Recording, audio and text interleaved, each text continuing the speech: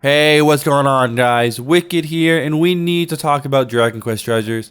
Now, I'm a huge fan of Dragon Quest XI. I played it on PS4, got the Platinum Trophy. Then they re-released the game with a lot of enhancements, a lot of added content. I got the Platinum for that game.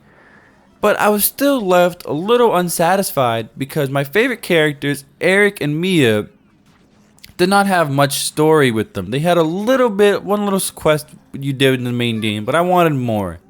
Well, they came out with Dragon Quest Treasures, and Eric and Mia are the main characters. I was stoked. I was so ecstatic to play it.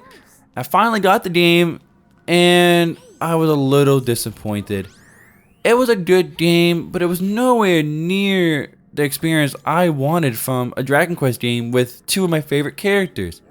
But anyways, let's jump right into the story here. Or lack of story, I should say. The main story is collecting 7 Dragon Stones, getting the Treasures of Treasures with Eric and Mia, and then bam, game done. And I was like, where's Dragon Quest? Where's the Dragon Quest I love with really fun stories? Like, I remember going to town to town to town, having these fun, interactive stories that actually mean something, and then I get this. And I know it's a side game, and I know it's more main for kids, but I wanted something more. I wanted something better. And I got disappointed when I got basically nothing. And that's all I gotta say about the story. It's nothing spectacular.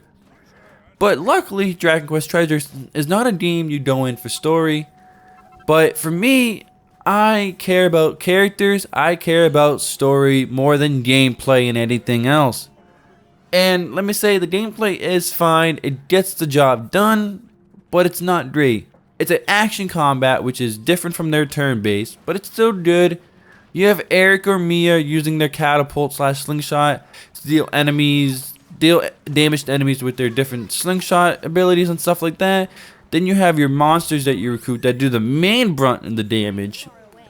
And that makes it like auto battle in a way. I just sent my monsters out to fight, and they killed enemies so quickly, so easily. It just felt like, why am I even here? I'm just running around gathering items and stuff, rather than fighting and playing the game like I want to. But that's fine. They do have something called the Dagger Gauge in this, which you can use on yourself to unlock your wild side, and you'll do a lot more damage with your knife abilities and stuff like that. But the main use for Dagger Gauge I got was using Dagger Gauge to do like a special attack from my monsters that did it did a lot of damage, right? And that really made me cheese the game. Like, I was fighting level 35, 36 enemies, being level 20, spamming my Dagger Gauge abilities and just killing the enemies so quickly. And that made me level up super fast, and by the time I was getting my first Dragon Stone, I was already mid 40. It was like I was destroying everything. I was having no challenge at all. And maybe that's on me for cheesing the game, but it's also bad game design for making it so easy to cheese the game in the first place. But that's neither here or there. Let's talk about the exploration in this game, which is the main focus and the main reason why you'll be playing this game.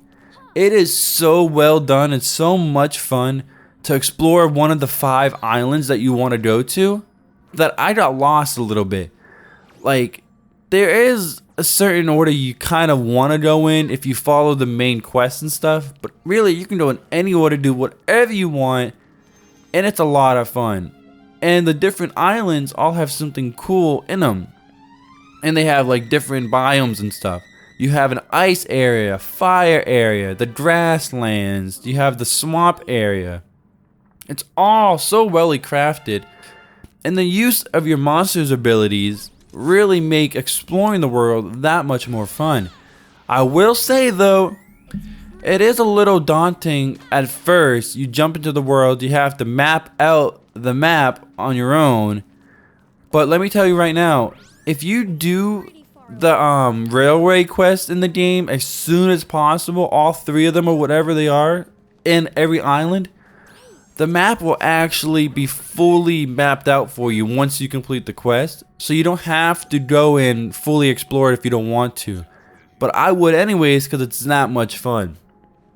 Now, your main quest is to get the Dragon Stones and then bring the Dragon Stones to this island to get the Treasure of Treasures. But you also have two other types of treasures you can get. You can get valuable treasure and you can get what they call bric-a-bracs, right?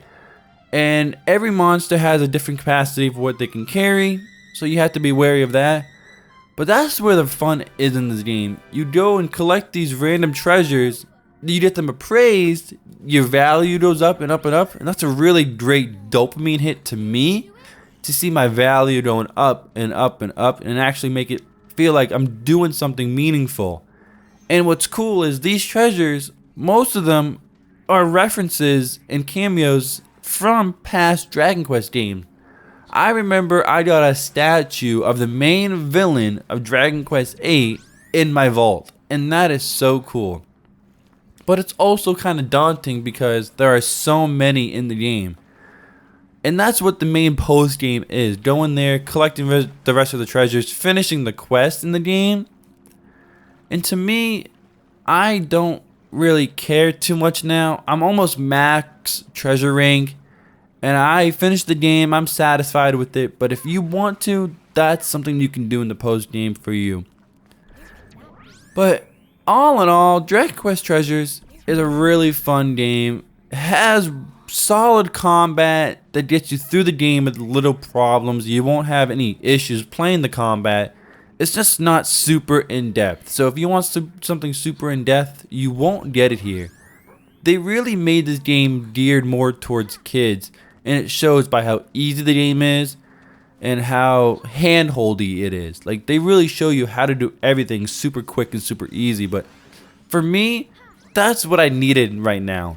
I just got done playing so many big games that I just wanted something easy to relax. And Dragon Quest Treasures does an amazing job of that. You pick it up, you play an hour or two, you do some quests, you collect some treasures, and you call it a day. And that is why I find it so much fun. At the end of the day, a long, stressful day, I just want something to relax with. And I got that with Dragon Quest Treasures.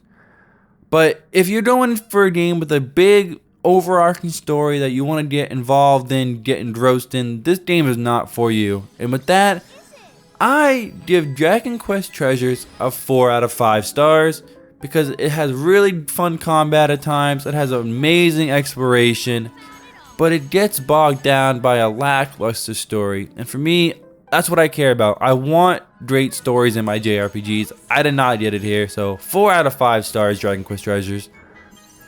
And I also rate them on a buy, wait for sale, or skip. And this, for me, is a wait for sale game. It's really good, really fun, but you won't get the value of what it costs to buy right now. It's $60. And I just don't find it worth $60, even for a Dragon Quest fan like myself. It's definitely a wait for sale type of game. And with that being said, guys, I'm out of here. Thank you all for watching this video. If you liked this video, hit that like button. Subscribe to stay tuned with all my JRPG reviews, let's plays, top 10s, etc. And hit that bell to be notified when I post next. Again, thank you all for watching, and remember, stay wicked.